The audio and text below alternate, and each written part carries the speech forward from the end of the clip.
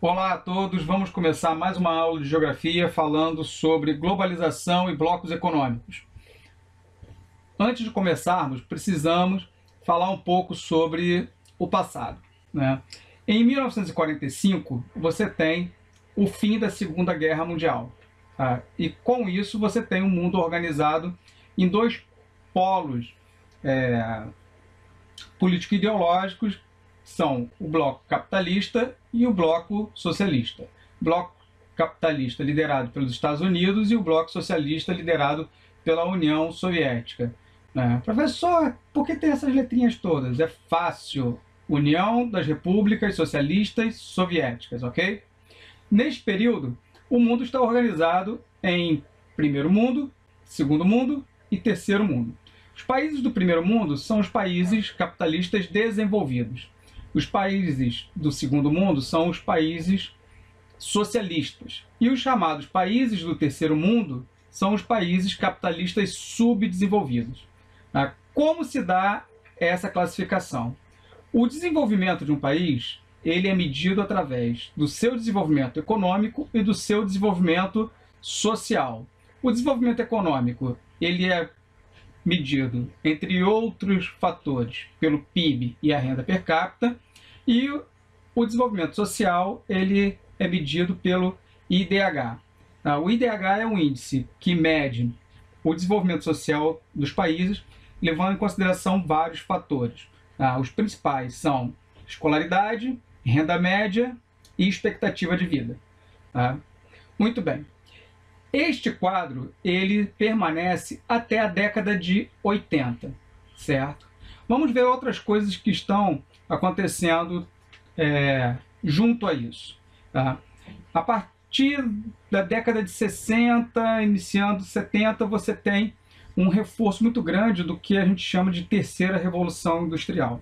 A terceira revolução industrial ela se dá com a automação dos processos produtivos e a evolução da tecnologia de comunicação e da tecnologia de transporte. Então, isso faz com que o mundo ele seja cada vez mais produtivo e cada vez mais ágil nas suas relações comerciais, tanto na questão da comunicação entre comprador e vendedor, e também em relação à entrega dessas mercadorias, certo? Na década de 80, o bloco socialista começa a entrar em declínio, né, com uma pressão social por direitos civis e também uma crise econômica em todo o bloco. Da década de 80, você tem o fim do bloco socialista. Em 1990, você tem a queda do Muro de Berlim, então você tem a unificação da Alemanha socialista e da Alemanha capitalista, e mais à frente você tem o término completo do chamado bloco socialista. Então, a partir daí, você tem a hegemonia, o domínio do bloco capitalista, certo? Então, praticamente todos os países do mundo, eles se veem dentro de uma esfera de mercado comum, de mercado global, certo? Tornam países voltados para o capitalismo, certo?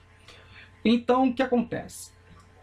Você deixa de ter um mundo bipolar, onde você tem dois polos, dois grupos de países que praticamente não se comunicam entre si economicamente, e você passa a ter inicialmente áreas de influência.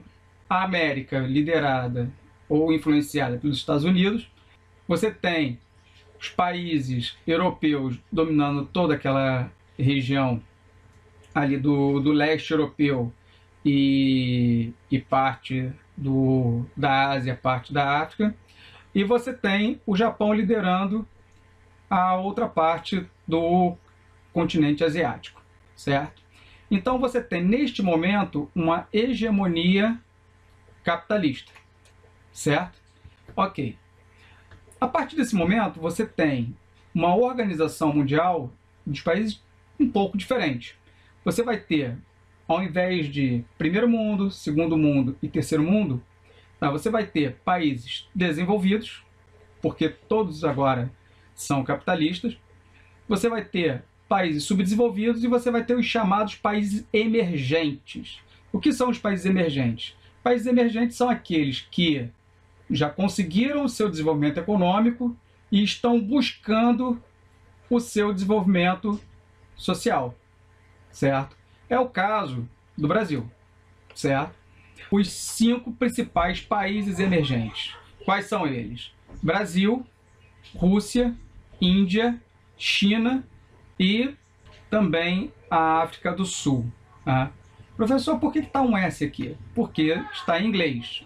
Bom, vocês lembram, então, do que eu falei? Que o mundo deixa de ser bipolar e você começa a ter áreas de influência dos principais líderes econômicos capitalistas sobre o mundo. Ok. Porém, com a competição muito acirrada, né, os países começaram a ver que as economias elas deixam de pertencer aos seus territórios e passam a pertencer ao mundo. Por quê? Porque existe, como eu falei antes, com a terceira revolução industrial, você tem uma evolução da tecnologia de comunicação e de transporte, fazendo com que todo fluxo de mercadorias, pessoas, serviços e informação, né, deixem de ser 100% controladas ou dependentes de um território. Então você começa a ter uma fuga de empregos, você começa a ter movimentações de empresas e de processos produtivos, e com isso os países se veem na necessidade de se organizar em acordos comerciais. Tá? Então esses acordos comerciais organizaram os países em pequenos blocos inicialmente, e que mais tarde foram aderindo e se tornaram hoje blocos consolidados. O nome, então, que se dá é de blocos econômicos, certo? Então, guardem esse nome que a gente vai falar daqui a pouquinho sobre isso. Como os blocos econômicos eles se tornam necessários? Eles se tornam necessários em função desse processo que começa a acontecer, que é a globalização. Né? Vocês já ouvem esse nome várias vezes e no início era realmente difícil de explicar. Mas eu posso dizer aqui em pequenas 4 linhas e 2 palavrinhas. A globalização é a consolidação de fluxos de capitais, pessoas, serviços, produtos, informação e etc., unificando o mundo e reduzindo as distâncias entre culturas e países. Esta consolidação se faz graças ao avanço da tecnologia de comunicação e de transporte que se iniciou com a terceira revolução industrial. Então, hoje, para comprar qualquer produto, basta você pegar o seu computador de bolso, que a gente chama de celular, entrar num aplicativo e comprar um produto em qualquer parte do mundo. Então, esta mudança tecnológica faz com que você não precise mais depender da lojinha da rua, você dependa do shopping, você dependa de um comércio próximo para que você compre um produto que você precisa. Você simplesmente se conecta ao mundo em tempo real e você compra. Para você fazer uma comunicação ou para você ver a última música ouvir a última música que está tocando na Inglaterra, basta você se conectar a um aplicativo ou se comunicar com alguém em tempo real que esteja lá e você vai ouvir. Então, todo esse processo faz com que o mundo ele perca sua dimensão de distância e você tenha o mundo todo em tempo real sempre com você. Isso cria um impacto muito profundo na economia e na dinâmica tanto das cidades quanto da sociedade. A globalização, então, abriu caminho para a expansão do capitalismo e do aumento da dinâmica das empresas, modificando um modelo de multinacionais para transnacionais, certo? Nós iremos falar mais à frente sobre isso, mas basicamente, multinacionais, você tinha uma empresa em um país e ela, buscando principalmente matéria-prima e mão de obra barata, ela fazia uma mini fábrica ou uma fábrica idêntica, um clone, em um outro país, certo? Então, na verdade, você, ao invés de ter um parque industrial, uma empresa, você tinha duas. Se você fosse para outro país, você ia ter três, sendo que a principal era a matriz e as outras eram as filiais. Quando você transforma essas empresas em transnacionais, né, não necessariamente todas as etapas do processo produtivo precisam estar no mesmo território. Você pode ter uma parte da fábrica em um outro país produzindo um determinado componente e esse componente ir para uma outra fábrica em um outro país para ser montado no produto final. E esse produto final não necessariamente também será vendido nesse território. Poderá ser transportado e vendido em outro. Por isso que vem o nome trans, porque é entre nações, certo? Vamos lá. Bom, lembra dos blocos econômicos? Então, qual o objetivo principal dos blocos econômicos? É a redução ou eliminação de impostos cobrados nas importações e exportações durante as transações comerciais. Ok. Para quê? Para proteger o mercado interno desse país e para que ele também seja mais competitivo no mercado mundial. Basicamente é o seguinte, tá? Se a mercadoria você pode comprar em qualquer lugar, tá? A fábrica também vai estar em qualquer lugar. Então, o país que deu mole, a empresa saiu dele, a fábrica saiu dele e foi para um país que tinha condições melhores de produção. Ok, então, esse país de origem, tá, ele perde os empregos, ele perde todo o fluxo econômico que é gerado pelaquela fábrica, certo? Então, o que o país precisa? O país precisa criar condições internas para que essas empresas permaneçam produzindo dentro do seu território, certo? E como é que você consegue isso? Você consegue isso criando formas de que essa empresa produza e consiga vender para um outro país sem a necessidade de ir para um outro território. Então, um país se alia a outro economicamente, falando, olha, você compra meus produtos sem imposto, então esse país vai comprar mais barato, e, em contrapartida, também vou comprar do seu país também sem imposto, então vou comprar mais barato. Então, com isso, quando eu vendo, eu me torno mais competitivo no mercado mundial, tá? E também me mantenho meus empregos e a minha economia dentro do meu mercado interno. Ok? Então, o que são blocos econômicos? São associações entre países, em geral de uma mesma região geográfica, que estabelecem relações econômicas privilegiadas entre si. Tá? Na América se destacam o NAFTA, tá? Que é o bloco econômico entre Canadá, Estados Unidos e México, o Mercosul, onde há o Brasil, e, em menor grau, o Pacto Andino e o CARICOM, tá? Que são blocos econômicos dos países da região andina, e o CARICOM é dos países da região do Caribe. Certo? Na África você tem o SADC, na Europa você vai ter a União Europeia, tá? E a CEI, que é do leste europeu, e na Ásia, a ASEAN. Tá? Também começa a ser implantado o bloco transcontinental APEC, reunindo países da América e da Ásia. Agora a pergunta, todo bloco econômico é igual? Não.